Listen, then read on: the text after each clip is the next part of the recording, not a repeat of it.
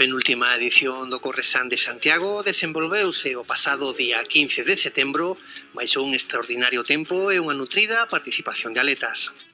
Desta vez foron as inmediacións do Centro Comercial Compostela as que deron saída e chegada a todas e cada unha das categorías das que se compón este conxunto de carreiras que dende o pasado día 25 de maio se veñen desenvolvendo por cada un dos recunchos máis emblemáticos e representativos da capital galega. Na categoría absoluta masculina non houbo sorpresas, xa que de novo Pedro Nimo volveu a impoñer a súa calidade para proclamarse gañador desta cuarta xornada.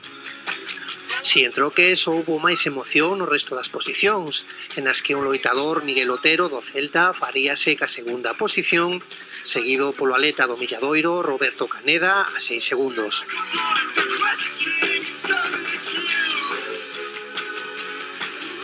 Na categoría feminina, victoria contundente para Laura Mosquera do atletismo Fontes do Sar, que afianza desta maneira a súa ventaxa ao fronte da xeral, e que estaría acompañada nas posicións de honra por Sheila Muñiz do Noitebra e por Puri Cariñena.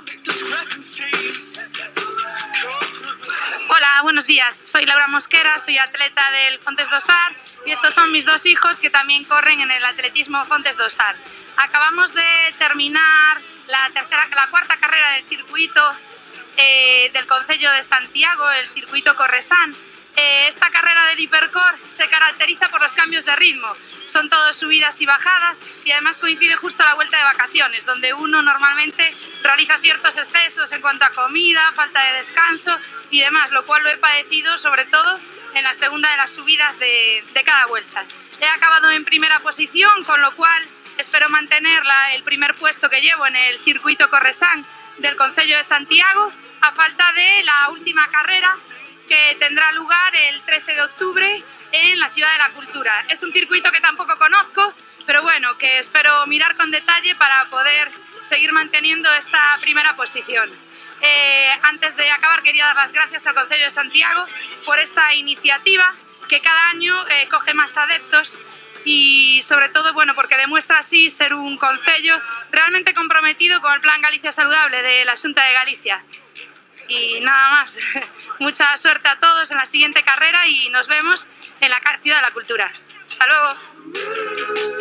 Xa na categoría juvenil, Miguel Otero do Celta e Sara Costa da Universidade de Santiago, así como Josef Cabou do Negreira e Rocío Vázquez do Porto do Son na categoría júnior, resultarían vencedores nas súas respectivas categorías.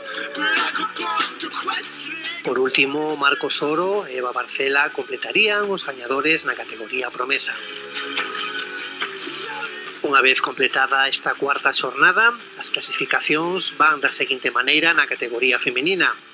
Primeira posición con 359 puntos para Laura Mosquera, seguida de Miriam López na segunda posición con 290 puntos e por Puri Cariñena na terceira con 260 puntos. Na categoría masculina, apretadísimos resultados nos postos de cabeza, con Josef Cabou en primeiro lugar con 749 puntos, seguido de Roberto Caneda con 745 e Samuel Veiga na terceira posición con 744. A última xornada deste interesantísimo Corresán que se desenvolverá o vindeiro 13 de outubro na Cidade da Cultura traerá consigo os gañadores desta edición na que aínda está todo por decidir.